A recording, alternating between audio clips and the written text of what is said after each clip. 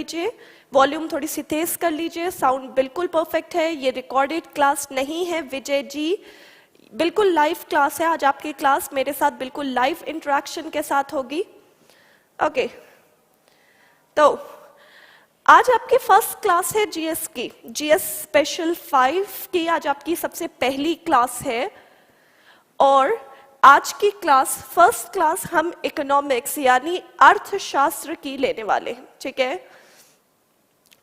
Okay, आप सब जानते हैं मेरा नाम आफरीन अजमत है और मैं आप सबको इकोनॉमिक्स की क्लास कंटिन्यू करने वाली हूँ। मेरा नाम आफरीन है, साउंड बिल्कुल परफेक्ट है, सब कुछ चेक हो चुका है। ओके, तो जस्ट आज आपकी फर्स्ट क्लास है इकोनॉमिक्स की। आज की क्लास थोड़ा सा डिले हो गई just because of some technical problem, लेकिन मैं उम्मीद करती हूँ अगली क्लास आपकी बिल्कुल टाइम से लगेगी। और काफ़ी ज़्यादा कमेंट्स आना शुरू हो गए हैं, यानी आप सब लोग लाइव आ चुके हैं। और थैंक यू सो मच जितने लोग बिना कुछ मेरे पढ़ाए मेरी तारीफ कर रहे हैं। मैं चाहती हूँ कि आज की क्लास स्टार्ट करी जाए, उसके बाद हम बात करना स्टार्ट करते हैं, ठीक है। चलो, अब मेरे हिसाब से ये लाइव क्लास है तो आपको कमेंट करने पर कम और सुनने पर ज़्यादा ध्यान देना है, ठीक है। ओके, तो सबके सब आप कमेंट करना बंद कर दीजिए। गुड मॉर्निंग, वालेकुम अस्सलाम, सब कुछ हो चुका है और इसीलिए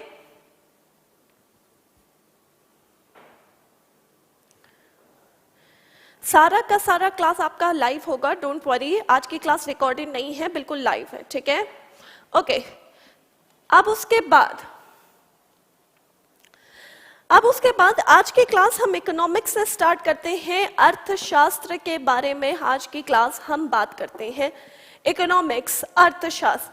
आज की क्लास हम किसी भी चैप्टर को शुरू करने से पहले एक बेसिक इंट्रोडक्शन से क्लास को स्टार्ट करने वाले। सबसे पहले हम इस बारे में बात करने वाले हैं आज की क्लास में कि इकोनॉमिक्स यानी अर्थशास्त्र हम किसे कहते हैं। उसके बाद यहाँ पर हम किसी भी टॉपिक को इन डिटेल डिस्कस करेंगे। सबसे पहले हम बिल्कुल एक बेसिक इंट्रोडक्शन से क्लास को स्टार्ट करने वाले हैं। बेसिक इंट्रोडक्शन के बाद हम यहाँ पर कोई भी चैप्टर को डिटेल में पढ़ना स्टार्ट करेंगे। हम टॉपिक शुरू करें उससे पहले हमको ये पता होना चाहिए कि इकोनॉमिक्स यानी अर्थशास्त्र हम किसे कहते हैं। तो इकोनॉमिक्स यानी अर्थशास्त्र को समझने के लिए हम एक छोटे से एग्जाम्पल से क्लास को स्टार्ट करते हैं। छोटा सा एग्जाम्पल मैं लेती हूँ। पहले हम सिर्फ एक एग्जाम्पल से बात करते हैं कि व्हाट इज इकोनॉमिक्स, यानी इकोनॉमिक्स मतलब क्या होता है। उसके बाद हम यहाँ पर किसी भी टॉपिक को पढ़ेंगे। इकोनॉमिक्स को समझने के लिए एक एग्जाम्पल लेते हैं। मान लीजिए हमें किसी ने 5000 रुपीज दिए, मान लीजिए हमें किसी ने 5000 रुपए दिए हैं और हमसे कहा गया है कि भाई हमारी महीने की जितने भी एक्सपेंडिचर हैं या हमारे महीने की जितने भी नीड्स एंड वांट्स हैं उन्हें हमें सिर्फ ये 5000 रुपए से पूरा करना है। भाई हमें 5000 रुपए दिया गया और हमसे कहा गया है कि आपके महीने की जितनी भी जरूरतें हैं उन्हें आपको सिर्फ ये 5000 रुपीज से पूरा करना है। तो यहाँ पर हमारे पास एक बहुत लिमिटेड पैसा हमको दिया गया है, सीमित पैसे हमको दिए गए हैं। अनलिमिटेड पैसा तो नहीं दिया गया जिसे हम वेस्ट करके खत्म कर सके। एक बहुत लिमिटेड पैसा हमको दिया गया है और हमसे कहा गया है कि हम इस लिमिटेड पैसों से अपनी सारी जरूरतों को पूरा करें। तो लिमिटेड होने के कारण यहाँ सबसे पहला काम मैं करूंगी क्या? सबसे पहला काम मैं यहाँ करूंगी, इन 5000 रुपए को डिस्ट्रीब्यूट करूंगी अपनी नीड्स एंड वांट्स के हिसाब से। यानी जिस एरिया में मुझे ज्यादा खर्चा करना होगा वहां मैं ज्यादा करूंगी, या जिस एरिया में मुझे कम खर्चा करना होगा वहां मैं कम करूंगी, ताकि इन 1000 रुपए से या 5000 रुपए से मैं अपनी सारी जरूरतों को सेटिस्फाई कर सकूं। तो ये जो पूरा प्रोसेस है, हमारे पास पैसे होने से लेकर इसका डिस्ट्रीब्यूशन अपनी नीड्स एंड वांट्स के हिसाब से करना और इसे खर्चा करना, इसे हम कहते हैं इकोनॉमिक्स यानी अर्थशास्त्र। यानी जो भी पैसा हमको दिया गया है उन पैसों का लिमिटेड होने के कारण उसका डिस्ट्रीब्यूशन, उसका एलोकेशन इतनी अच्छी तरीके से करना ताकि हम उससे अपनी सारी ज़रूरतों को पूरा कर सके। तो इस पूरे प्रोसेस को हम क्या कहेंगे? इकोनॉमिक्स यानी अर्थशास्त्र कहेंगे। अब ये तो था इकोनॉमिक्स का एक बहुत सिंपल सा एग्जाम्पल आप सबके सामने। अगर हम इकोनॉमिक्स की एक्चुअल डेफिनेशन की बात करते हैं, एक्चुअली इकोनॉमिक्स हमसे क्या कहती है? तो इकोनॉमिक्स की एक्चुअल डेफिनेशन हमसे कहती है हमारे इंडिया में जितने भी रिसोर्सेज हैं, रिसोर्सेज मीन्स होता है संसाधन, यानी कोई भी ऐसी चीज जिससे मैं अपनी किसी भी तरीके की जरूरत को पूरा कर रही हूं, वो हमारे लिए क्या है? रिसोर्स। फॉर एग्जाम्पल मान लीजिए मुझे गर्मी लग रही है, मैंने यहाँ पर एसी ऑन करवा दिया, तो एसी मेरे लिए क्या हो गया? रिसोर्स। फॉर एग्जाम्पल मान लीजिए इस कमरे में अंधेरा है, मैंने यहाँ पर लाइट ऑन करवा दी, तो लाइट हमारे लिए क्या हो गया? रिसोर्स। यानी इकोनॉमिक्स हमसे कह रही है कि हमारी जो भी इकोनॉमी में संसाधन है यानी रिसोर्सेस हैं, वो बहुत ज्यादा स्केर्स है। स्केर्स यानी होता है सीमित, यानी कम है। लेकिन अगर वहीं पर हम बात करते हैं अपने इंडिया के लोगों की और अपने इंडिया के लोगों की नीड्स एंड वांट्स की, तो हमारे इंडिया में जो लोग हैं उनकी नीड्स एंड वांट्स क्या है? अनलिमिटेड। इकोनॉमिक्स कह रही है भाई इंडिया में जो लोग हैं, जितने भी लोग हैं, उन लोगों की जो जरूरतें हैं वो जरूरतें अनलिमिटेड है, असीमित मांगे हैं लोगों की। लोगों की असीमित मांगों को पूरा करने के लिए लोगों के पास रिसोर्स क्या है? लिमिटेड है, यानी कम है। तो इकोनॉमिक्स कह रही है इन लिमिटेड रिसोर्सेस का एलोकेशन, एलोकेशन मतलब बांटना, यानी डिस्ट्रीब्यूशन इतनी अच्छी तरीके से करना ताकि लोगों की अनलिमिटेड वांट्स को हम सैटिस्फाई कर सके। यानी लिमिटेड रिसोर्स को इतनी अच्छी तरीके से आप बांटो ताकि लोगों की अनलिमिटेड वांट्स सैटिस्फाई हो सके, पूरी की जा सके। तो इसे हम क्या कह रहे हैं? इकोनॉमिक्स यानी अर्थशास्त्र कहते हैं। अब ये था इकोनॉमिक्स का एक बहुत सिंपल सा एग्जाम्पल आप सबके सामने, और ये हमारा इकोनॉमिक्स की एक्चुअल डेफिनेशन।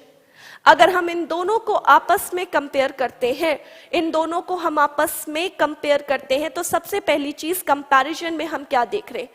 कंपैरिजन में हम देख रहे हैं कि यहां पर इस एग्जाम्पल में मुझे मेरी जरूरत को पूरा करने के लिए क्या दिया गया है? ये 5,000 रुपए दिए गए।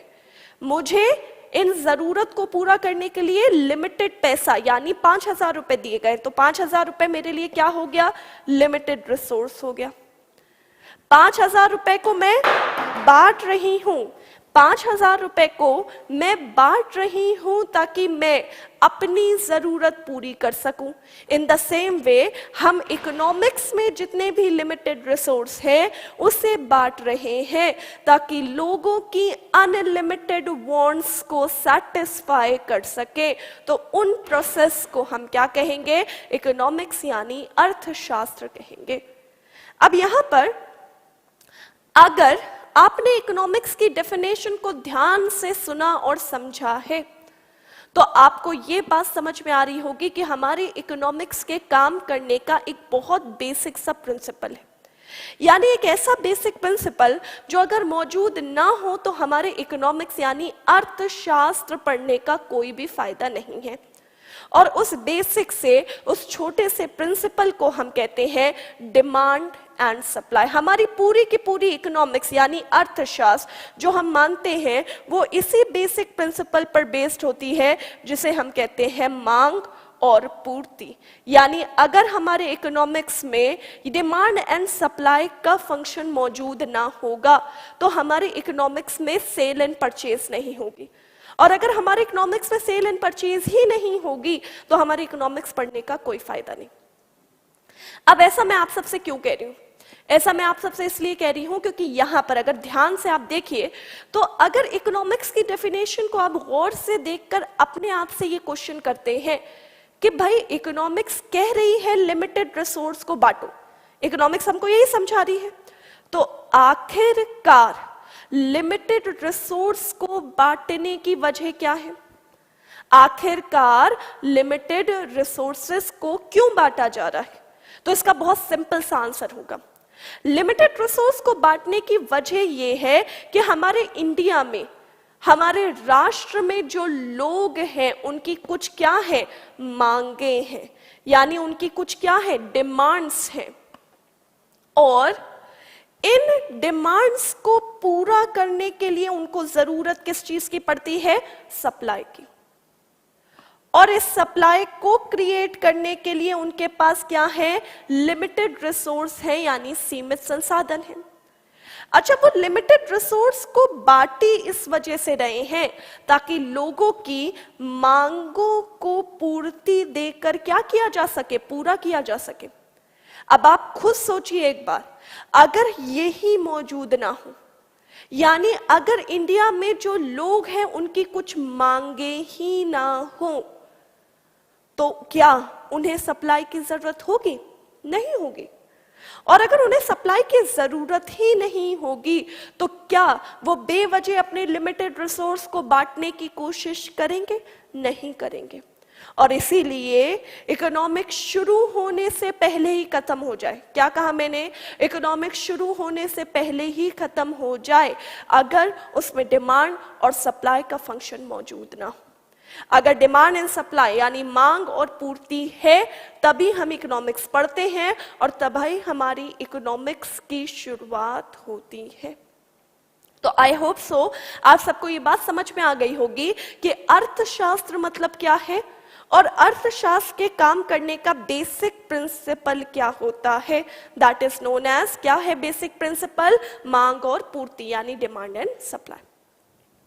अच्छा, नेक्स्ट इंपॉर्टेंट पॉइंट, हम यहां पर बात करते हैं कि ये चीज हमको समझाने का काम किसने किया। भाई हमने तो पढ़ लिया, इकोनॉमिक्स की डेफिनेशन है लिमिटेड रिसोर्सेस को बांटना, सीमित संसाधनों को बांटना।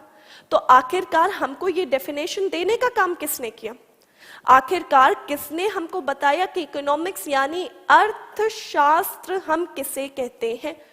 तो याद रखिएगा, हमारी इकोनॉमिक्स की शुरुआत हुई थी एक बहुत ही फेमस बुक से, जिस बुक का नाम था वेल्थ ऑफ नेशन। और इस बुक को लिखा था एक इकोनॉमिस्ट ने जिनका नाम था एडम स्मिथ। दैट्स वाई आज भी कभी भी आपको फादर ऑफ इकोनॉमिक्स यानी अर्थशास्त्र के पिता के बारे में पूछा जाए कि अर्थशास्त्र के पिता कौन है, फादर ऑफ इकोनॉमिक्स हमारे लिए कौन है, तो फादर ऑफ इकोनॉमिक्स हमारे लिए कौन है?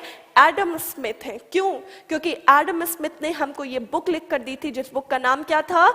Wealth of nation. और इस बुक को लिखा था एडम स्मिथ ने 1776 में। और इसीलिए कभी भी पूछा जाए फादर ऑफ इकोनॉमिक्स, अर्थशास्त्र के पिता कौन है, तो अर्थशास्त्र के पिता कौन है? एडम स्मिथ कहे जाते। क्लियर है? नेक्स्ट इंपॉर्टेंट थिंग, इकोनॉमिक्स, आप में से अगर कोई भी इकोनॉमिक्स बैकग्राउंड का है तो आप लोग ये बात समझते हैं और जानते हैं कि हमारी अर्थशास्त्र पढ़ने के लिए अर्थशास्त्र को दो भागों में बांटकर पढ़ा जाता है। Economics is divided into two categories. हमारी अर्थशास्त्र को दो हिस्सों में बांटकर पढ़ा जाता है और अर्थशास्त्र के दो हिस्से क्या हैं? एक को हम कहते हैं माइक्रो इकोनॉमिक्स, माइक्रो हिंदी में इसको कहते हैं व्यष्टि, और एक को हम कहते हैं मैक्रो इकोनॉमिक्स, हिंदी में इसे हम कहते हैं समष्टि अर्थशास्त्र। माइक्रो और मैक्रो यानी व्यष्टि और समष्टि। अब यहां बात करते हैं माइक्रो और मैक्रो इकोनॉमिक्स के बीच में डिफरेंस क्या है। What is micro and what is macro economics? तो यहां पर माइक्रो और मैक्रो इकोनॉमिक्स के बीच में अगेन डिफरेंस को समझने के लिए एक छोटे से एग्जाम्पल से ही क्लास को स्टार्ट करते हैं। क्यों ना एक छोटा सा एग्जाम्पल फिर से लिया जाए और समझा जाए कि माइक्रो और मैक्रो के बीच का डिफरेंस यानी समष्टि और व्यष्टि के बीच का डिफरेंस क्या होता है। तो फॉर एग्जाम्पल हम एक छोटे से एग्जाम्पल से क्लास को स्टार्ट करते हैं, ठीक है। तो क्या हम सिंपल सा एग्जाम्पल लेते हैं। मान लीजिए हम अपने क्लास के बारे में बात कर रहे हैं और आप सारे स्टूडेंट्स के बात कर रहे हैं, जहाँ से जितने भी कमेंट्स चल रहे हैं, सचिन, नवनीत, अमन, धर्मेंद्र, सत्यजीत, रजत, आशुतोष, कमलकांत, हम आप सारे स्टूडेंट्स के बारे में बात कर रहे हैं।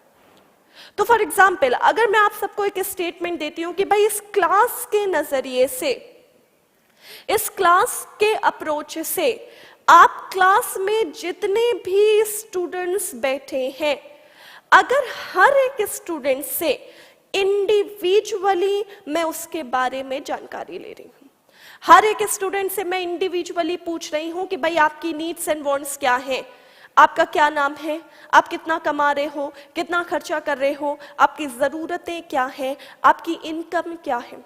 यानी अगर क्लास में बैठे हर एक स्टूडेंट से इंडिविजुअली मैं उसके बारे में स्टडी ले रही हूँ, इंडिविजुअली उसके बारे में जानकारी ले रही हूँ, तो ये इंडिविजुअल स्टूडेंट की स्टडी इस क्लास के नजरिए से किसका हिस्सा बनेगा? माइक्रो इकोनॉमिक्स यानी व्यष्टि अर्थशास्त्र का हिस्सा बनेगा।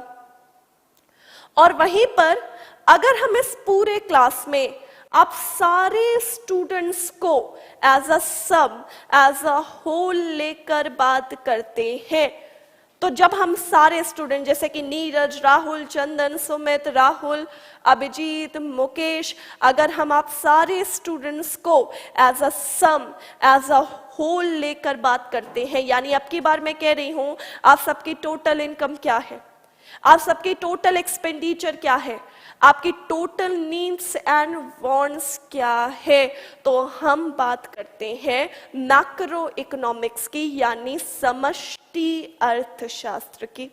यानी मैंने क्या कहा? मैंने कहा इस क्लास में अगर बैठे हर एक स्टूडेंट से इंडिविजुअल उसके बारे में जानकारी ली तो ये हमारे लिए किसकी स्टडी है? माइक्रो। अगर इस पूरे क्लास में आप सारे स्टूडेंट को as a sum, as a whole लेकर बात करिए, तब ये हमारे लिए किसकी स्टडी हो जाएगी? मैक्रो इकोनॉमिक्स की हो जाएगी। अच्छा, थोड़ा सा नजरिया चेंज करते हैं, थोड़ा सा नजरिया चेंज करते हैं और नजरिया चेंज करने के बाद बात करते हैं इस पूरी बिल्डिंग के बारे में।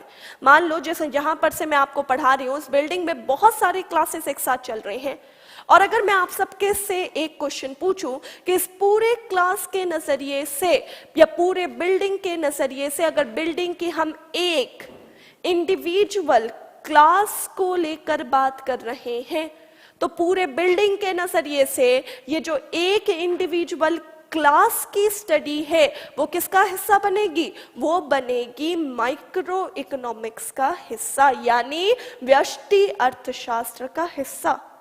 और वहीं पर अगर हम इस पूरे बिल्डिंग में सारे क्लासेस को as a sum, as a whole लेकर बात करते हैं, तो फिर ये हमारे लिए किसका हिस्सा बनेगा? मैक्रो इकोनॉमिक्स का यानी समष्टि अर्थशास्त्र का। यानी अगर आपने नोटिस किया तो मैंने आपसे क्या बोला? यहां पर पूरे क्लास के नजरिए से एक स्टूडेंट की स्टडी माइक्रो थी, लेकिन पूरे सारे स्टूडेंट की स्टडी किसका हिस्सा थी? मैक्रो की।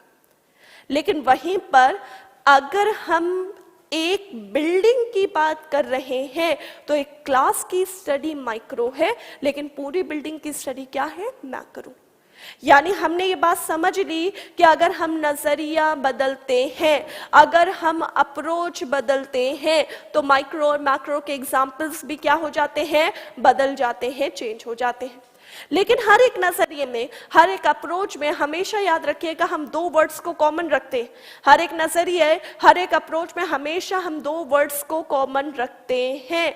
एक जगह हम कहते हैं इंडिविजुअल और एक जगह हम कहते हैं होल यानी सम, और यही बेसिक डिफरेंस है माइक्रो और मैक्रो में, इंडिविजुअल एंड होल। लेकिन इसकी एक्चुअल डेफिनेशन पर हम हमेशा नजरिया लेते हैं राष्ट्र का, यानी नेशन के नजरिए से क्या है हमारे लिए माइक्रो और नेशन के नजरिए से क्या है हमारे लिए मैक्रो।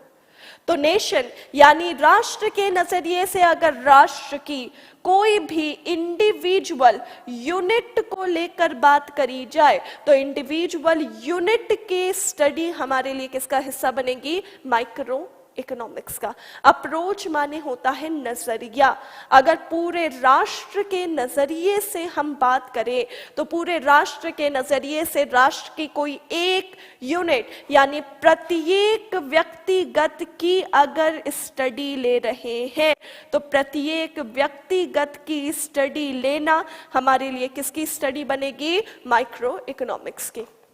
और वहीं पर अगर हम पूरे क्लास में सारे स्टूडेंट्स को या पूरे नेशन को as a sum, as a whole यानी कुल लेकर बात करते हैं तब वो जो स्टडी है वो हमारे लिए किसका हिस्सा बनेगी? मैक्रो इकोनॉमिक्स का। यानी आपने क्या पढ़ा? माइक्रो इकोनॉमिक्स यानी राष्ट्र के नजरिए से राष्ट्र की प्रत्येक व्यक्तिगत की पढ़ाई माइक्रो बनेगी। पूरे राष्ट्र के नजरिए से अगर राष्ट्र को कुल यानी सम लेकर बात करी जाए तो वो किसकी स्टडी बनेगी? मैक्रो की। फॉर एग्जाम्पल जैसे कि हम बात करें, फॉर एग्जाम्पल मान लो मैंने आप सबके क्लास में एक टॉपिक पढ़ाया नेशनल इनकम, राष्ट्रीय आय। फॉर एग्जाम्पल मैंने आपके क्लास में एक टॉपिक पढ़ाया नेशनल इनकम, राष्ट्रीय आय। तो चलिए मुझे बताइए नेशनल इनकम यानी राष्ट्रीय आय हमारे लिए माइक्रो का हिस्सा बनेगा या मैक्रो इकोनॉमिक्स का हिस्सा बनेगा? यानी अगर हम नेशनल इनकम की स्टडी ले रहे हैं तो वो माइक्रो में पढ़ा जाएगा या मैक्रो में यानी व्यष्टि में पढ़ा जाएगा या समष्टि में पढ़ा जाएगा? तो ध्यान से देखिए हमने टॉपिक क्या बोला? National income. तो नेशनल इनकम यानी राष्ट्र को क्या लिया गया? होल यानी सम, और इसीलिए फिर वो हमारे लिए किसका हिस्सा बनेगा? मैक्रो इकोनॉमिक्स का हिस्सा बनेगा। क्लियर है सबको अच्छी तरीके से? नेक्स्ट डिफरेंस इन दोनों के बीच में, माइक्रो और मैक्रो इकोनॉमिक्स के बीच में हम दूसरे डिफरेंस की बात करते हैं। ठीक है, तो अब दूसरा डिफरेंस क्या है? तो याद रखिएगा हमेशा इन सब्जेक्ट्स के कुछ मेजर डिटर्मिनेंट होते हैं। मेजर डिटर्मिनेंट यानी प्रमुख निर्धारक हमेशा इन सब्जेक्ट्स के क्या होते हैं? कुछ मेजर डिटर्मिनेंट। मेजर डिटर्मिनेंट को हम हिंदी में क्या कहते हैं? हिंदी में इसको हम कहते हैं प्रमुख, हिंदी में हम इसे कहते हैं प्रमुख निर्धारक। ओके, अब प्रमुख निर्धारक मतलब क्या होता है? प्रमुख निर्धारक यानी ज्यादातर जितने भी टॉपिक्स माइक्रो से पढ़ेंगे या ज्यादातर हम जितने भी टॉपिक माइक्रो इकोनॉमिक्स से पढ़ेंगे वो डील करेंगे यानी वो डायरेक्टली और इनडायरेक्टली संबंधित होंगे उसके मेजर डिटर्मिनेंट यानी प्रमुख निर्धारक से। और हम ज्यादातर जितने भी टॉपिक्स पढ़ेंगे मैक्रो में वो डायरेक्टली और इनडायरेक्टली रिलेट करेंगे उसके मेजर डिटर्मिनेंट से यानी उसके प्रमुख निर्धारक से। और कभी भी पूछा जाए माइक्रो इकोनॉमिक्स का मेजर डिटर्मिनेंट यानी प्रमुख निर्धारक क्या है तो इसे हम कहते हैं प्राइस यानी कीमत। यानी इसका मतलब ये है कि हम ज्यादातर जितने भी टॉपिक्स माइक्रो में पढ़ेंगे वो डायरेक्टली और इनडायरेक्टली रिलेट करेंगे प्राइसेस यानी कीमतों से।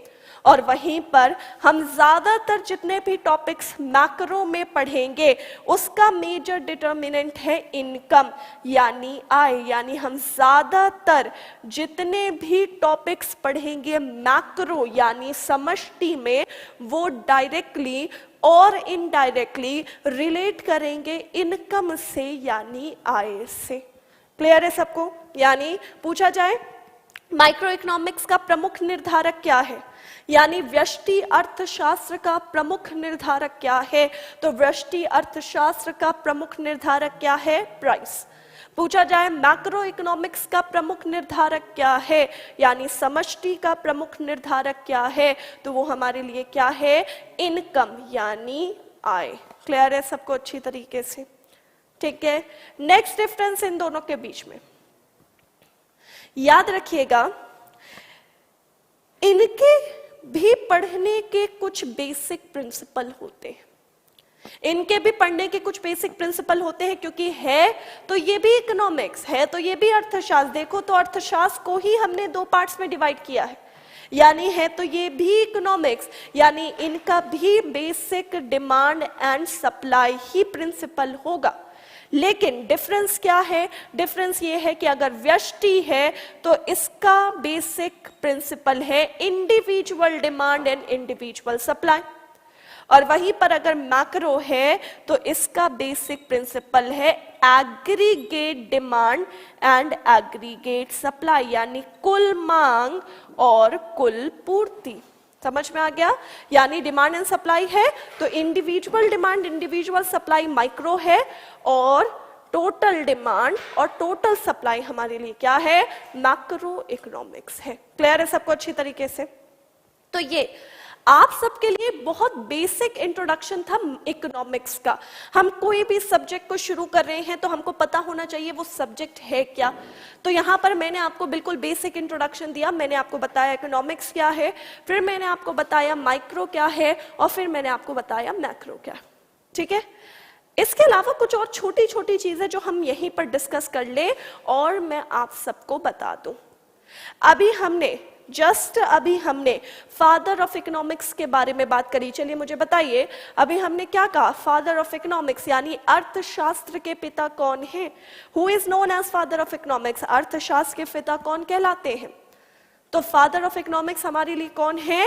Adam Smith. क्यों? क्योंकि उन्होंने ये बुक लिख कर दी थी, जिस बुक का नाम क्या था? वेल्थ ऑफ नेशन था। ठीक है? तो यहां पर याद रखिएगा फादर ऑफ इकोनॉमिक्स कौन है? Adam Smith. लेकिन अब कभी भी पूछा जाए आप सबसे फादर ऑफ माइक्रो इकोनॉमिक्स कौन है? फादर ऑफ माइक्रो या फादर ऑफ मैक्रो कौन है? तो याद रखिएगा फादर ऑफ माइक्रो इकोनॉमिक्स हम एडम स्मिथ को ही मानते हैं। एडम स्मिथ होल इकोनॉमिक्स के भी फादर है और माइक्रो इकोनॉमिक्स के भी फादर है। ठीक है? फादर ऑफ मैक्रो इकोनॉमिक्स कौन है? तो याद रखिएगा फादर ऑफ मैक्रो इकोनॉमिक्स हम एक इकोनॉमिस्ट को मानते हैं जिनका नाम है जेएम कीन्स, यानी जॉन मेनार्ड कीन्स। यानी कभी भी पूछा जाए फादर ऑफ होल इकोनॉमिक्स, याद रखिएगा तीन चीज है, तीन क्वेश्चंस यहां से बन गए। फादर ऑफ होल इकोनॉमिक्स कौन है? Adam Smith. Father of micro कौन है? Adam Smith. Father of macro economics कौन है? तो जेएम कीन्स, यानी जॉन मेनार्ड कीन्स। और आखिरी में एक पॉइंट याद रखिएगा, हमारे इकोनॉमिक्स को सबसे पहली बार अर्थशास्त्र को 1933 में बांटा गया, और 1933 में सबसे पहली बार इकोनॉमिक्स को दो पार्ट्स में डिवाइड किया था एक इकोनॉमिस्ट ने जिनका नाम था रैगनर फ्रिश। ठीक है? तो याद रखिएगा चार चीज बहुत इंपॉर्टेंट है यहां से, चार चीज। सबसे पहली बार इकोनॉमिक्स को, अर्थशास्त्र को दो भागों में किसने बांटा था?